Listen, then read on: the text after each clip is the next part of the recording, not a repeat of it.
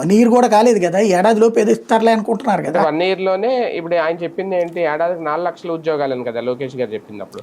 Total గా 20 లక్షలు 20 దీంతో లక్షలు మీరు లెక్క చూసుకోలేదు. 8 లక్షల కోట్లు ఆల్రెడీ పెట్టుబడి వచ్చేసింది. 8 లక్షల కోట్లు వచ్చేసింది. 8 లక్షల కోట్లలో అన్ని వేల ఉద్యోగాలు వచ్చేసినట్టే అవునా అని అనుకోవాలి ఎప్పుడైనా సరే. ఇదివరకు 20 లక్షల కోట్లు రాలా అంటే అవి వస్తున్నాయి అంటే వచ్చేసినట్టు అనుకోమనినే కదా లెక్క. అదే కాబట్టి వాటి గురించి ఇప్పుడే కంగారేం లేదు, ఆల్రెడీ డిఎస్సి పెడుతున్నారు కదా. కాబట్టి ఇప్పుడు డిఎస్సి ఇష్యూ కూడా మేము పోరాడాక నీళ్ళు చెప్పుకోవడానికి బాగుంటుంది. అట్లాంటి నడుస్తాయి అంతే. అంటే ఇవన్నీ విడుదల అవడానికి ఏడాది అయిపోతుంది.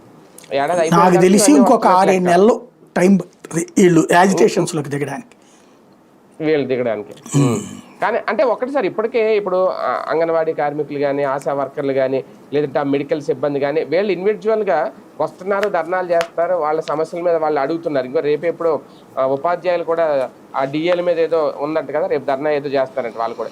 అంటే వస్తున్నారు బయటికి ఈ ధర్నాలు ఇవన్నీ. అంటే ప్రజా సమస్యలు లేకపోలేదు, ఉన్నాయి. వాటికి కాస్తంత దూరంగా ఉంటుంది వైసీపీ అనేది. అంటే నాయకుడు ఇంకా రంగంలో ఎందుకు ఇప్పుడు చంద్రబాబు నాయుడు ఏమన్నా రోజు వెళ్ళి కనబొచ్చేసాడే అంటే వాళ్ళతో వీళ్ళు నాయకులు. చంద్రబాబు ఏమన్నా రోజు వెళ్ళి వాళ్ళ ఉద్యమాల్లో పాల్గొన్నాడా? లేదు కదా. ఎలక్షన్స్ ముందు జరుగుతాయి ఎన్ని హామీలు.